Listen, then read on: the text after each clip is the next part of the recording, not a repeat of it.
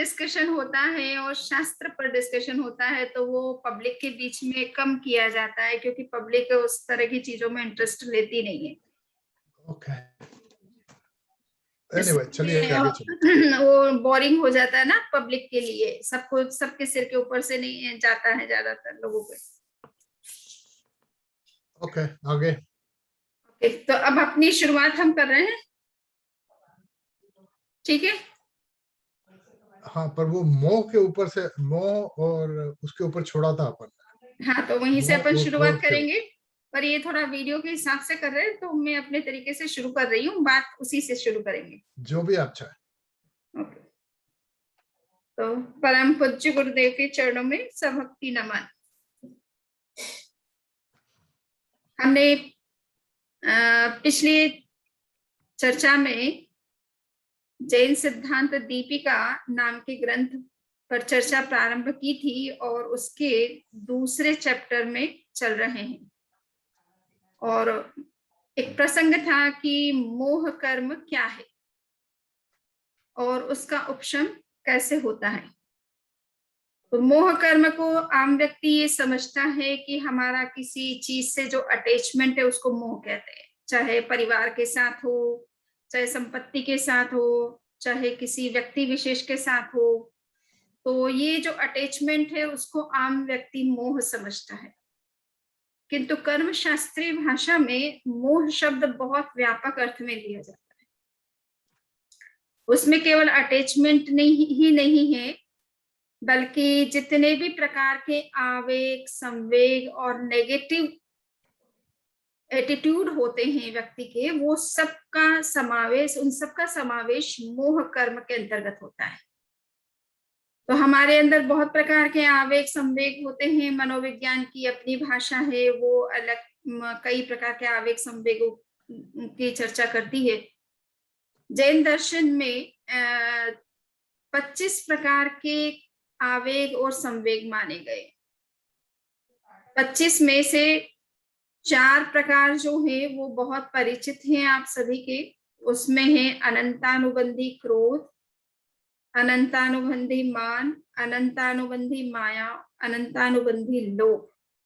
ये 4 प्रकार के कषाय हैं जिनको कहा जाता है तीव्रतम कषाय है। तब बहुत एग्रेसिव जो इमोशंस हैं ये उनको अनंतानुबंधी कहा जाता है। बहुत ही एग्रेसिव होते हैं, बहुत इंटेंसिव होते हैं, लॉन्ग टाइम के लिए हमारे अंदर ये इमोशंस रहते हैं। लॉन्ग टाइम का मतलब 1 ईयर से ज्यादा टाइम रह जाते हैं। तो ये बहुत हमारी आत्मा के लिए बड़े घातक होते हैं। तो आध्यात्मिक विकास जो है इन कषायों के कारण से नहीं हो पाता है। तो ये इन कषायों पर नियंत्रण करना सबसे आवश्यक माना गया। जैन दर्शन में जो सम्यक्त्व की बात की जाती है कि हमारे अंदर सम्यक दर्शन होना चाहिए, तो वो सम्यक दर्शन तभी प्राप्त होता है जब आप इन 4 प्रकार के जो एग्रेसिव, इंटेंसिव, लॉन्ग टर्म तक रहने वाले जो कषाय हैं, इमोशंस हैं, नेगेटिव इमोशंस हैं, उन पर जब आप नियंत्रण कर सके तभी आपको वो सम्यक दर्शन प्राप्त होता है। तो मैंने आपको बताया तीव्रतम जो ये 4 तरह के कषाय होते हैं जिन्हें आप एग्रेसिव इमोशंस कह सकते हैं, इंटेंसिव इमोशंस कह सकते हैं। और 4 तरह के और कषाय होते हैं, वो इनकी कंपैरिजन में इतने एग्रेसिव नहीं होते, पर वो भी एक तरह से हाइपर इमोशंस ही हैं जिनको पर नियंत्रण करना आवश्यक है। तो उन्हें कहते हैं अप्रत्याख्यान क्रोध, अप्रत्याख्यान माया, अप्रत्याख्यान मान और अप्रत्याख्यान लोभ। ऐसे 4 तरह के क्रोध, मान, माया, लोभ होते हैं जिनका नाम है अप्रत्याख्यान, अर्थात वो अनंतानुबंधी की तुलना में थोड़े कम एग्रेसिव होते हैं, बट वो भी एग्रेसिव इमोशंस के अंतर्गत ही आते हैं, हाइपर इमोशंस के अंतर्गत ही आते हैं। और उन इमोशंस के रहते हुए मनुष्य के अंदर किसी प्रकार के त्याग करने की जो है रुचि नहीं बनती है। इसलिए कुछ लोग होते हैं कि हम त्याग नहीं करेंगे, उनको त्याग करने के लिए कहा जाए तो वो त्याग नहीं करना चाहते। तो उनके अंदर इस तरह का कषाय जब विद्यमान होता है तो वो त्याग नहीं करना चाहते, उनकी जो भी इच्छाएं हैं उनको छोड़ना भी नहीं चाहते हैं और उनको त्याग करने की कोई प्रेरणा दो तो वो त्याग में कोई रुचि भी नहीं रखते हैं। तो इसीलिए कहा जाता है कि ये 4 तरह के जो कषाय जब विद्यमान रहते हैं तो व्यक्ति जो है श्रावक की कैटेगरी में नहीं आ पाता है, यानी श्रावक नहीं बन पाता है। श्रावक बनने के लिए आवश्यक है कि वो उसके जीवन में कुछ न कुछ त्याग, कुछ न कुछ नियम, कुछ न कुछ संकल्प होने चाहिए। 12 व्रत जो भगवान महावीर ने दिए उसमें से चाहे कोई एक ही व्रत का पालन करे, कोई ऐसा संकल्प ले जो जीवन भर वो नहीं करेगा, ऐसा नियम कुछ स्वीकार करे, तो उससे पता चलता है कि इस व्यक्ति के अंदर कम से कम इस कैटेगरी का इमोशंस तो नहीं है ना। तो ये एक साइन है। ये जरूरी नहीं है कि जो त्याग नहीं कर रहा है वो इस कषाय के कारण से ही नहीं कर रहा है। उसके अंदर अगर अपना कंट्रोल है, नियंत्रण है, तो कोई दिक्कत नहीं है। परंतु कुछ लोगों में नियंत्रण नहीं होता है और इसीलिए वो त्याग नहीं करना चाहते हैं। तो ऐसी कंडीशन में ये माना जाता है कि उसके अंदर ये इस तरह के कषाय की तीव्रता होने से उसके अंदर इस तरह की रुचि पैदा नहीं होती है। तीसरे प्रकार के कषाय होते हैं या नेगेटिव इमोशंस होते हैं, वो भी क्रोध, मान, माया, लोभ ही हैं, किंतु उनका लेवल जो है थोड़ा सा कम एग्रेसिव है in comparison to first two. तो उसका नाम है प्रत्याख्यान क्रोध, प्रत्याख्यान मान, प्रत्याख्यान माया और प्रत्याख्यान लोभ।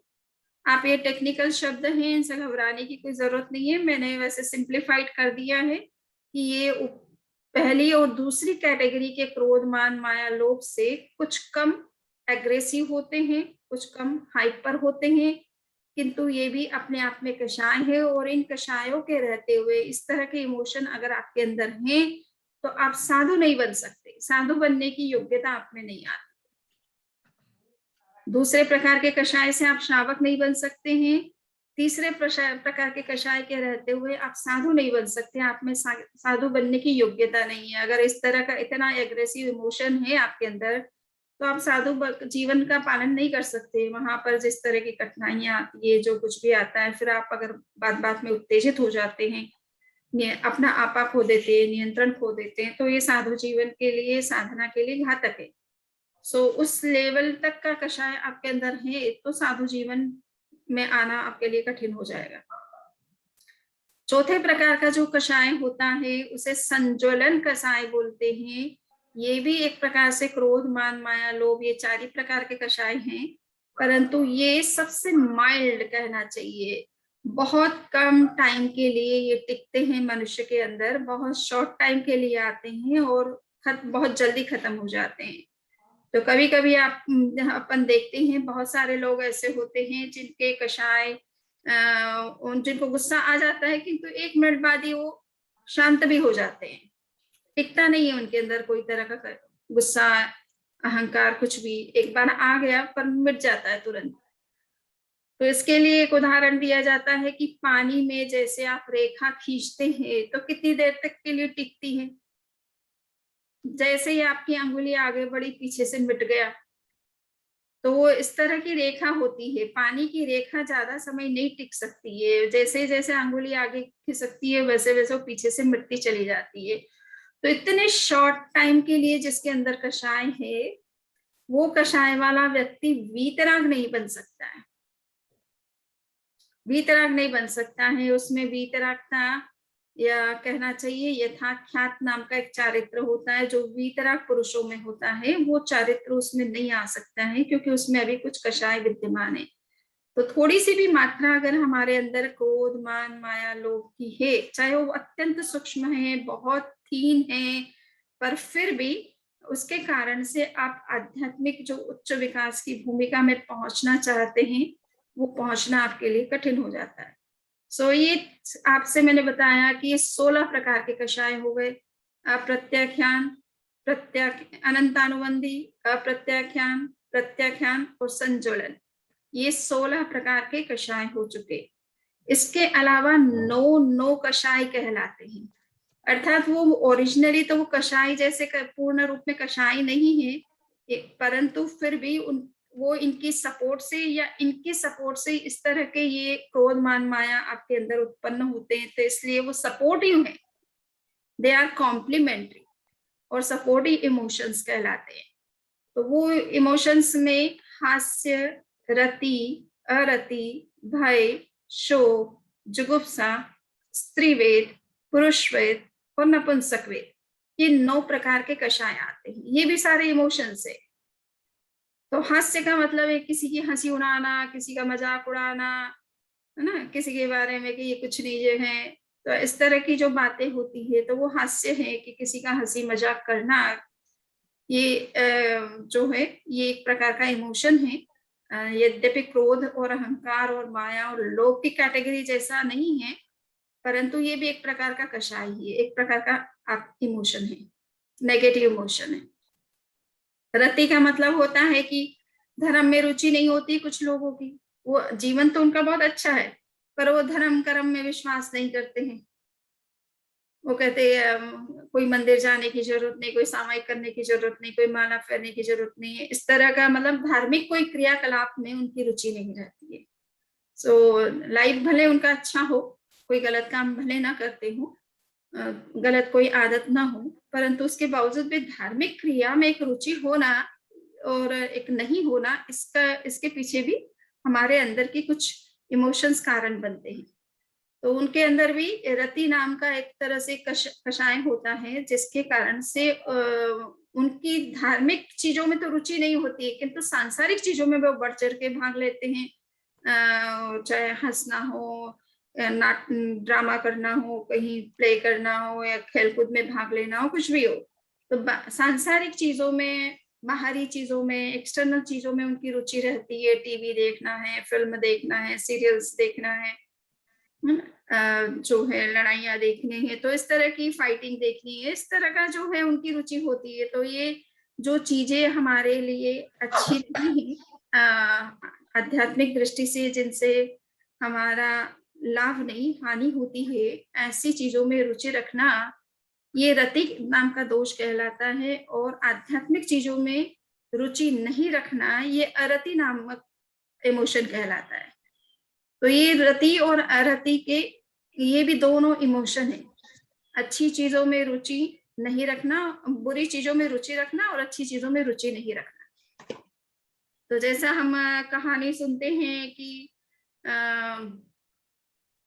दुर्योधन को कहा गया कि भाई इस तरह से तुम पांडवों के साथ अन्याय करते हो, ये अच्छी बात नहीं है, ये धर्मानुकूल नहीं है। तो वो एक कहता है कि जानामि धर्मम न च मे प्रवृत्ति, है ना, धर्म को मैं समझता हूँ, धर्म क्या चीज है, सही क्या चीज है, गलत क्या चीज है, ये सब समझता हूँ, किंतु मेरी प्रवृत्ति उस तरफ होती ही नहीं है, मैं उससे उल्टा ही कामों में रुचि रखता हूँ। तो ये है रति नाम का दोष और अरति नाम का दोष। उनके अंदर गलत चीजों में रुचि है, अच्छी चीजों में रुचि नहीं है।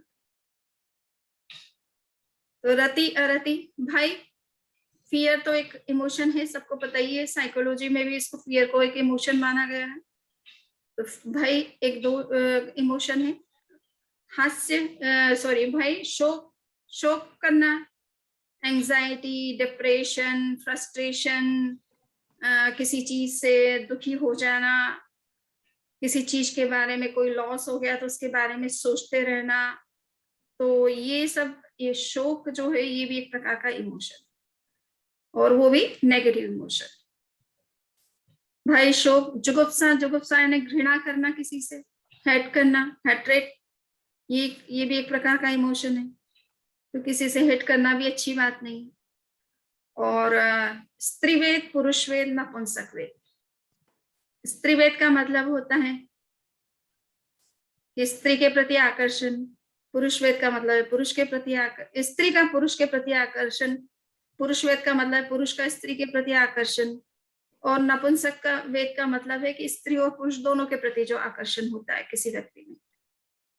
तो ये तीनों तरह के जो सेक्सुअल डिजायर हैं, ये 3 प्रकार के सेक्सुअल डिजायर है ना, पुरुष में होती है, स्त्री में होती है, और नपुंसक जिसको किन्नर कहा जाता है उनमें भी होती है। तो किन्नर के अंदर दोनों प्रकार की व्यक्तियों के प्रति आकर्षण रहता है। तो ये भी सब एक प्रकार के नेगेटिव इमोशंस हैं। ये आपने देख लिया कि 16 प्रकार के तो मूल कषाय हो गए, 9 प्रकार के कषाय हो गए, 25 प्रकार के ये इमोशंस हैं। ये सारे मोह कर्म का परिवार। तो इसलिए मोह का मतलब केवल अटैचमेंट, केवल राग हमारे किसी चीज या परिवार या वस्तु के साथ है, उतना ही नहीं है। ये सारे जितने इमोशंस हैं नेगेटिव, जितने भी हो सकते हैं, ये तो इतने 25 प्रकार के वर्कआउट किए गए हैं, किंतु और भी अगर कोई कुछ इमोशन गिनाना चाहे तो वो भी इंक्लूड कर सकते हैं। सो दे कम अंडर द मोह कर्म। इसके अलावा 3 प्रकार के नेगेटिव एटीट्यूड होते हैं, तो उनको दर्शन मोहनीय की प्रकृति कहा जाता है। दर्शन मोहनी का मतलब है कि हमारा एटीट्यूड जो है वो ट्रुथ के अनुकूल नहीं होता है। जो सत्य है उसको हम एक्सेप्ट नहीं करते हैं, असत्य के प्रति हमारा आग्रह होता है। तो ये 3 प्रकार के जो दर्शन मोहनीय की प्रकृतियां हैं, जिनको कहा जाता है मिथ्यात्व मोहनीय, सम्यक्त्व मोहनीय और मिश्र मोहनीय। तो ये 3 हमारे एटीट्यूड से संबंध रखते हैं कि हमारा एटीट्यूड कैसा है ट्रुथ के प्रति।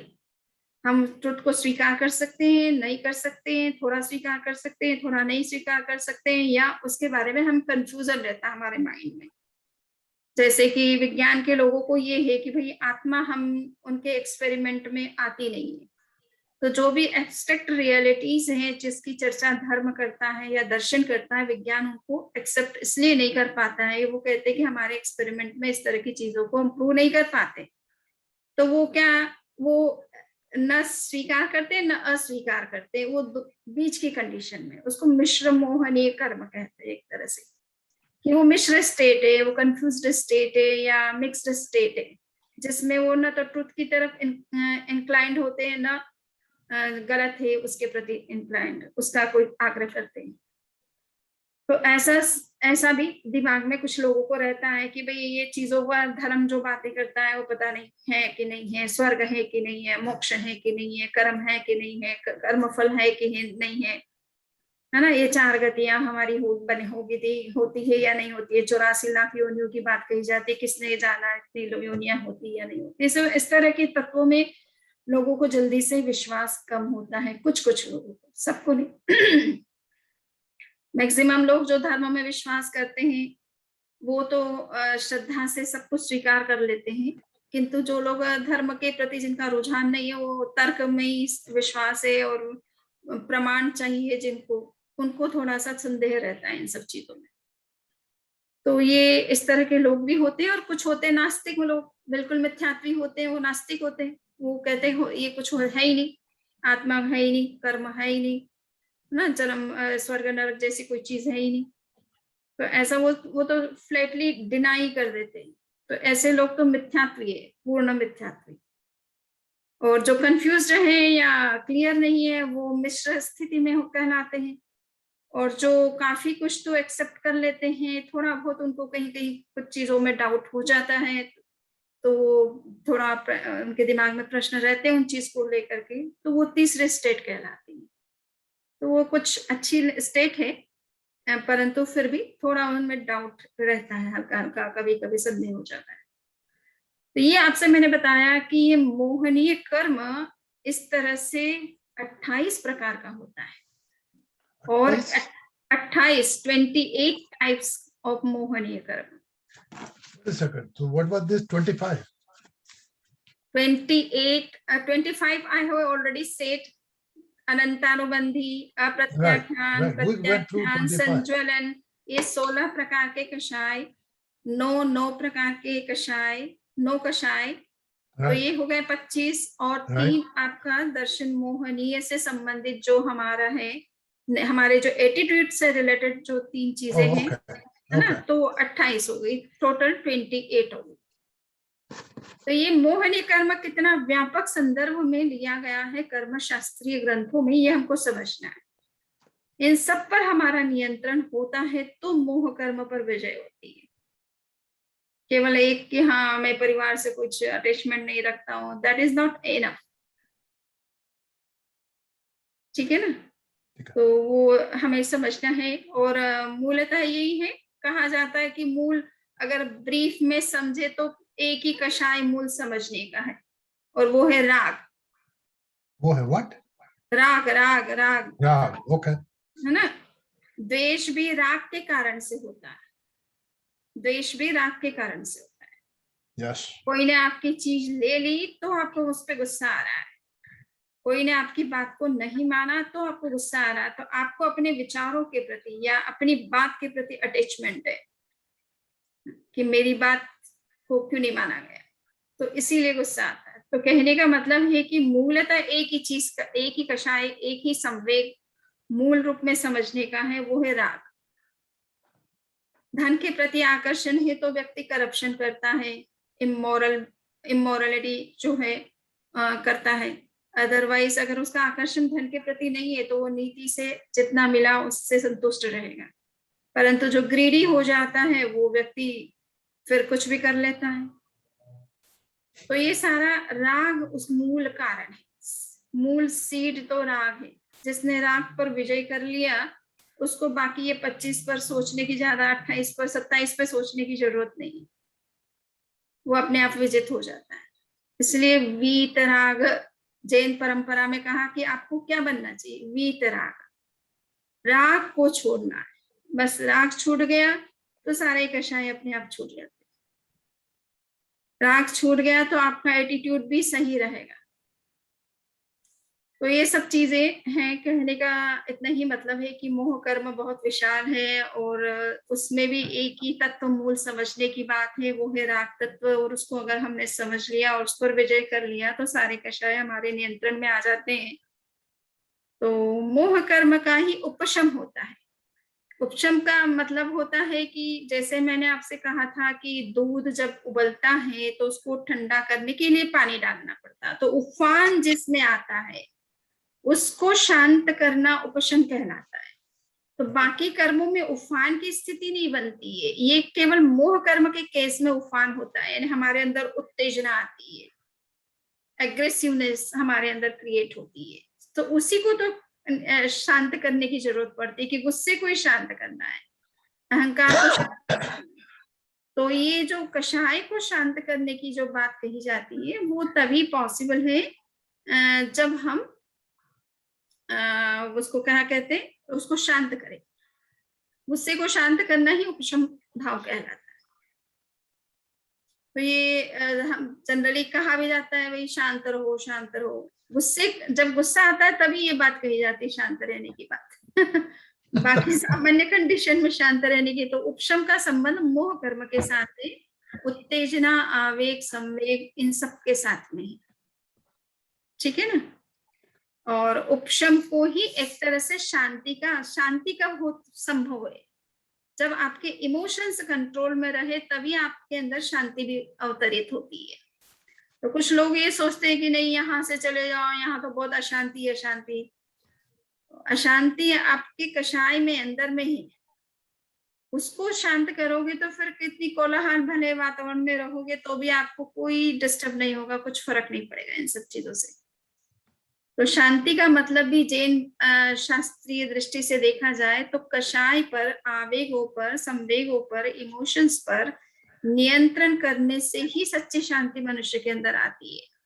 बाहर के वातावरण पर नियंत्रण करने से नहीं, खुद के कषाय पर नियंत्रण करने से शांति आती है। तो शांति की परिभाषा भी यही है, कषाय को शांत करना। अब है अक्षय, क्षय करना यानी निर्मूल नाशक, खत्म करना, निर्मूल नाशक, क्षय, कर्मों को पूर्ण रूप से समाप्त करना क्षय कहलाता है। तो किसी एक कर्म को खत्म किया, चाहे 2 को किया, चाहे 10 को किया, 8 को किया, तो सभी का क्षय कहलाता है। अगर आपने उसको पूरी तरह से नष्ट कर दिया है तो वो क्षय कहलाता है। तो ये क्षय की अवस्था तो एक उच्च स्टेज में होती है। 12वां, आप अगर गुणस्थान का सिद्धांत अच्छी तरह से जानते हैं तो 12वें गुणस्थान में मोह कर्म का क्षय होता है, वो पूरी तरह से नष्ट हो जाता है। और 13वें गुणस्थान में 3 दूसरे कर्म, घाती कर्म जिनको कहते हैं ज्ञानावरण, दर्शनावरण और अंतराय, ये 3 कर्म का क्षय हो जाता है। और जब निर्वाण प्राप्त कर लेता है जीव, तो निर्वाण प्राप्त करने से पूर्व उनके बाकी सारे जो 4 कर्म हैं वो क्षीण हो जाते हैं। तो ये 12वें से लेकर के 14वें गुणस्थान यानी 3 स्टेजेस में जब जीव रहता है तब ये कर्मों का क्षय होता है। उससे पहले तो थोड़ा क्षय होता रहता है, थोड़ा उदय होता रहता है, थोड़ा उपशम होता रहता है, ये स्टेज बनती रहती है और उससे उसमें जो जो डेवलपमेंट होते हैं उसी को भाव कहा गया है। तो ये आज का विषय हमारा था। आज हम इस यहाँ तक ही संपन्न करते हैं। अब आपके कुछ क्वेश्चन हो तो आप बताइए। सबसे पहले तो ये है शम्य जी कि आपने जो शब्द उपयोग किया वो आवेग, पर उसके साथ में एक और चलता है आवेश। आवेश जो है वो इंटेंसिटी है मेरे ख्याल से। ओके। और ये आवेग एग्जैक्टली इसका मतलब क्या है? आवेग और आवेश जनरल सेंस में तो दोनों एक ही चीज अर्थ में लिए जाते हैं। बस थोड़ा बहुत अगर अंतर समझना चाहे तो यही है कि आवेग आंतरिक होता है और आवेश थोड़ा सा बाहर में दिखाई देता है। वही इमोशन जब अंदर में है तब तक वो आवेग है, वो एक वेग है अंदर से। आपके अंदर एक क्रोध की एक लहर पैदा होती है समझो, परंतु वो जब बाहर में अभिव्यक्त होती है तो वो आवेश कहलाने लगती है। पर आवेश भी तो बहुत ज्यादा हो सकता है या बहुत लेवल नीचे भी हो। वो चारों स्टेजेस आपको बता दी, अनंतानुबंधी या प्रत्याख्यान, प्रत्याख्यान और संजुलन। तो यही है माइल्ड, मीडिएट, फिर है एग्रेसिव और फिर इंटेंसिव। तो ये 4 स्टेज में आवेश भी हो सकता है और आवेग भी हो सकते हैं। So there is basically no difference between आवेग and आवेश। जनरली जस्ट ये क्या होता है कि जैसे अपन कोई बात कहते हैं कि थोड़ा पानी वानी ले आओ, तो वैसी बात है कि वाणी कोई चीज नहीं है, पर पानी शब्द के साथ वाणी वो एक अपने आप ऐड कर हो जाता है। तो वैसे ही आवेग आवेश की बात है। और थोड़ा बहुत अंतर करें तो आवेग आंतरिक एक वेग है, अंदर का एक उफान है, किंतु जब वो उफान बाहर अभिव्यक्त होता है तो फिर उसको आवेश कहते हैं। आगे I got it. I got it. ये जो 18 पाप बताए गए, हाँ, majority of them are basically emotions. काम, क्रोध, मान, मोह, माया, लोभ, they're all acting on some sort of emotion. सही है। तो उनको एक्चुअल में वो जब हम पाप के कॉन्टेक्स्ट में बात करते हैं तो वहां पर आवेग और आवेश के रूप में कम, एक्शन के रूप में ज्यादा कंसिडर किया गया। यानी आप जब क्रोध में आकर के कोई व्यवहार कर रहे हो किसी के साथ, अहंकार में आकर के कुछ व्यवहार कर रहे हो, तो उससे पाप कर्म का बंधन होता है। इमोशंस के रूप में भी आपके अंदर अगर प्रकट हुआ है और आप उसके कारण से कुछ सोच रहे हैं, तो कहने का मतलब वहां प्रवृत्ति, एक्शन जो है उस पर ज्यादा एम्फेसिस है, न कि इमोशन पर ज्यादा एम्फेसिस है। एक सेकंड, जैसे अहंकार है, अहंकार इज बेसिकली एन इमोशन। सही है। सही है। लोभ है, दैट्स आल्सो इमोशन। घृणा है, वो भी इमोशन है। ईर्ष्या है, वो भी इमोशन। तो ये सब इमोशन को एक ही साथ क्यों नहीं मिला दिया? इतना अलग अलग करके क्यों रखा? मैंने आपसे बताया कि ये देखिए, जो भी इमोशन है वो तो एक शब्द में तो मोह कहा ही गया है उन सबको। उनके सबके लिए एक ही तो शब्द है, मोह शब्द है। तो ये सब लंप होकर मोह में जाते हैं। हाँ, अब लोग है कि वो सोचेंगे कि क्रोध है तो अहंकार और क्रोध को एक कैसे कह सकते, तो फिर बता दिया कि मोह कर्म के ये सारे रूप है। ठीक है, I got it. Now I'm clear. Yes. Because अभी तक मैं क्लियर नहीं था, पर मैं चुप बैठा रहा। ओके, ये अरति को फिर से एक बार can we visit it again? Okay, yes. अरति का मतलब है कि जो अच्छी चीजें हैं, आध्यात्मिक चीजें हैं, धार्मिक चीजें हैं, जो आपकी आत्मा की उन्नति के लिए बहुत उपयोगी है, उसमें आपकी रुचि नहीं है। सामायिक करने कहा जाए तो सामायिक में रुचि नहीं है। टीवी देखने में घंटों बिता देंगे, है ना, सीरियल देखने में घंटों बिता देंगे, आलतू फालतू बातों में घंटों बिता देंगे। तो वो जो आलतू फालतू बातें हैं, सीरियल जो उनका कोई सेंस नहीं है, ऐसी चीजों में आपकी रुचि है, उसको कहते हैं रति। और जो अच्छी चीजें हैं कि ध्यान करिए, स्वाध्याय करिए, जप करिए, तप करिए, तो रुचि नहीं है उसमें बिल्कुल। तो ये है अरति नाम का दोष।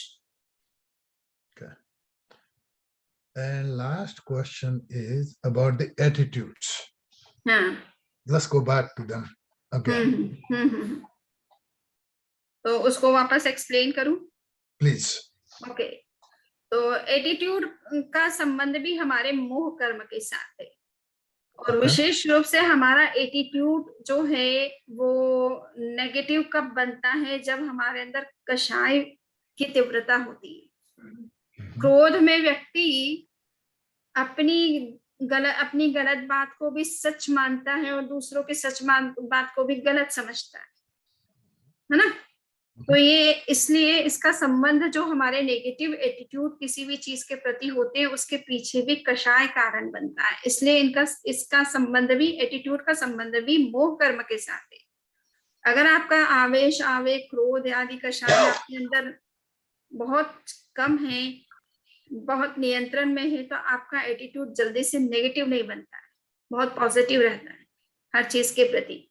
कितना भी आप गलत बिहेवियर कोई आपके साथ कर ले तो भी आप बहुत पॉजिटिव रहते हैं। यदि आपके अंदर आवेग, आवेश नहीं है, शांत नेचर के हैं, तो आप उसको लेट गो कर लेते हैं, इजी वे में ले लेते हैं, या भूल जाते हैं उसको बहुत जल्दी, और या दूसरों के साथ आप खुद मिसबिहेव नहीं करते हैं, उनकी बात को टॉलरेट कर जाते हैं।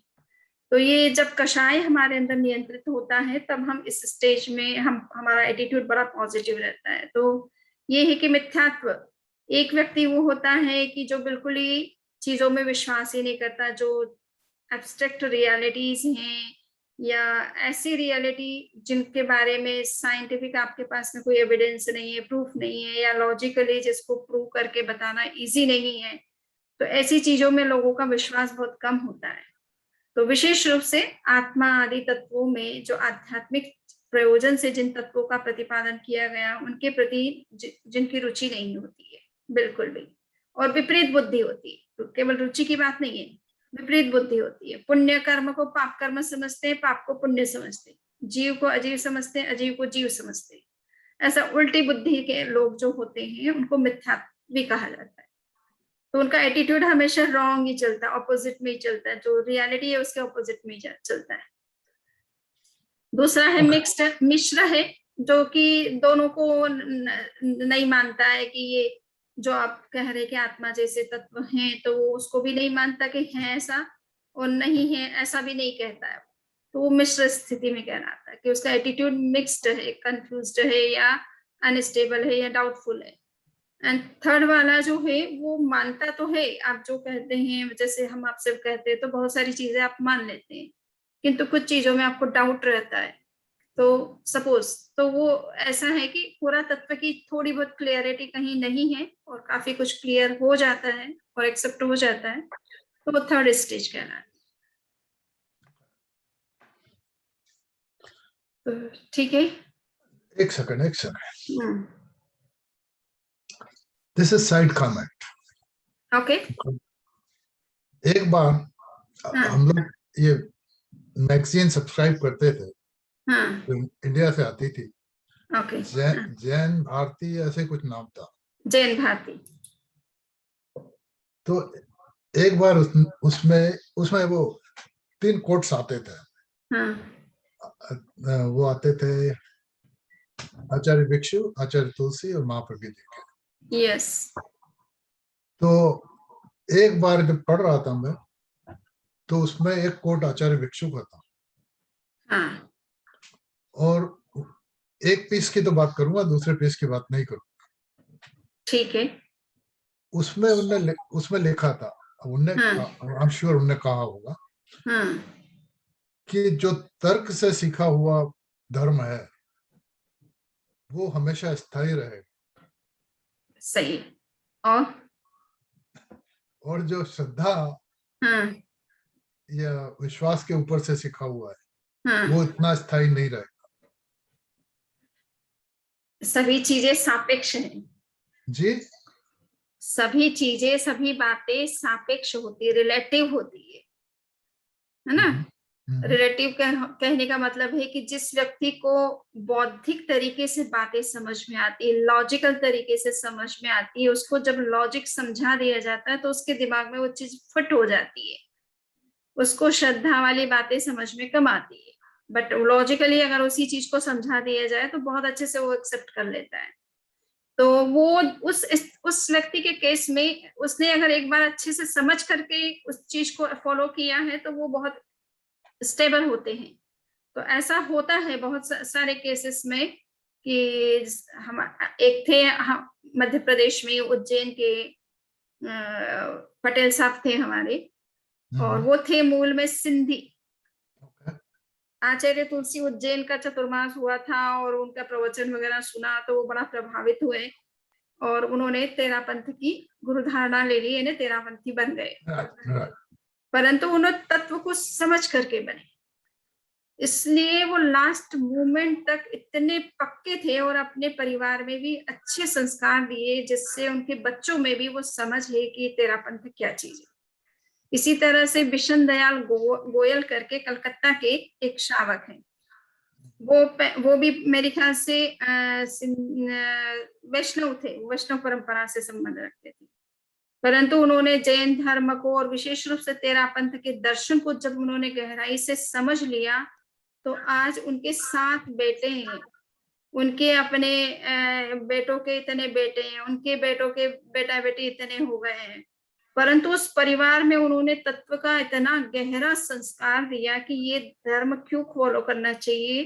तो उन्होंने कहा मैंने अपने समय में क्रिश्चियनिटी को देखा है, मुझे जब धर्म स्वीकार करना था कि मैं कौन सा धर्म फॉलो करूं तो मैंने क्रिश्चियनिटी को भी टेस्ट किया है, इस्लाम को भी टेस्ट किया है, अदर रिलीजन्स जितने भी हैं उन सबको मैंने देखा है। लास्ट में मुझे लगा है कि ये तेरा पंथ का आचार्य भिक्षु का जो दर्शन है वो बिल्कुल बी फिटिंग है, मेरे लिए एक्सेप्टेबल है और इसलिए मैंने इसको स्वीकार किया है। तो मैं तो इतने सब धर्मों को मैंने टेस्ट किया, सब जगह में गया हूँ और सबसे मिला हूँ और सबको समझने की कोशिश किया, बट तुम्हारे लिए जरूरी नहीं है ये सब चीजें, अब तुमको इसी लाइन पर चलना है। तो आज उनके 7 बेटे, उनकी जो बहुएं हैं वो भी सब वैष्णव परिवार से आती है, पर पता नहीं क्या लक है कि उस घर में आने के बाद वहां का पानी पीने के बाद वो इतनी पक्की तेरापंथी हो जाती है। वो बहुत पक्की भक्त थी श्री कृष्ण की या राम की या दुर्गा की या वो, परंतु उन सबको छोड़ करके बिल्कुल पक्की तेरापंथी बन जाती है। उनके उस घर का पानी पीते बच्चे में ये संस्कार हो जाते हैं।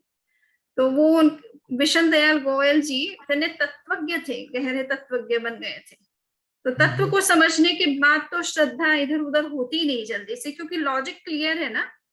और जो लोग केवल जस्ट श्रद्धा से विश्वास से मानते हैं उनको थोड़ा सा कोई भरमा दे तो वो कभी कभी डाउटफुल हो जाते हैं और उस सही रास्ते को छोड़कर गलत रास्ते पर चले जाते हैं। तो वो है कुछ वो इंटेलेक्चुअल डेवलपमेंट की थोड़ी उनमें कमी होती है, इसलिए फिर वो स्थिति बन जाती है। तो इसीलिए कहा जाता है कि लॉजिक से चीजें फिट हो जाती okay. तो यहीं पर संपन्न करते हैं। Monday we're going to continue. Yes. Okay. चत्तारि मंगलम अर्हंता मंगलम सिद्धा मंगलम साहु मंगलम केवली पुन्नतो धम्मो मंगलम। चत्तारि लघुत्तमा अर्हंता लघुत्तमा सिद्धा लघुत्तमा साहु लघुत्तमा केवली पुन्नतो धम्मो लघुत्तमो। चत्तारि शरणं पवच्चामि अर्हन्ते शरणं पवच्चामि सिद्धे शरणं पवच्चामि साहु शरणं पवच्चामि केवली पुन्नतं धम्मं शरणं पवच्चामि। ओके ठीक है। जैना का कार्यक्रम, हाँ जैना के लेक्चर्स भी हैं अभी, तो आप सुनना चाहे तो सुन ले। मैं अभी लॉग ऑन करना पड़ेगा ना उस पर। हाँ वो देख लीजिए। हाँ, हाँ? वो एक बार लॉगिन करने के बाद उसको ओपन छोड़ दीजिए तो वो हमेशा खुला रहेगा। ओके, क्योंकि मीना भी उसके ऊपर रजिस्टर्ड है। अच्छा, आपने भेजा था ना तेजस और हाँ अद्रिका हाँ की, हाँ हाँ हाँ, तो मीना उसके ऊपर रजिस्टर्ड है। बहुत ही अच्छा। तो वो मैंने कहा तेजस और अद्रिका को कहो भाग ले बच्चों वाले जो क्लासेस होती है, ताकि वो जैन कल्चर के साथ कनेक्ट हो बच्चे, और सब बच्चों को देख I करके know, उनके संस्कार आए। I know Shamni ji, we try. That's all. नहीं, हाँ, वो बस जस्ट ये है कि उनको नहीं वो लोग सुनते हैं शम्मी जी, रजिस्टर्ड है। हाँ हाँ, वो रोज पार्टिसिपेट करेंगे ना, बच्चे भी पार्टिसिपेट करेंगे। जब भी उसको फुर्सत होती है उनके साथ काम करती है मीना, पर हाँ, बच्चे हाँ, भी रजिस्टर है। हाँ, आपको दर्शन देने आई हूँ। वंदा भी प्रणाम शम्नी जी। कल मैं सुन रही थी, समझ में तो कम पड़ा, क्या बोले? समझ में तो कम पड़ा, पर सुन रही थी मैं आपका लेक्चर भी आचार सूत्र के ऊपर। आचारम सूत्र, हाँ हाँ। आपके क्लास का टाइम शुरू हो गया। यस, ठीक ओके है, शम्नी। ओके, ठीक है।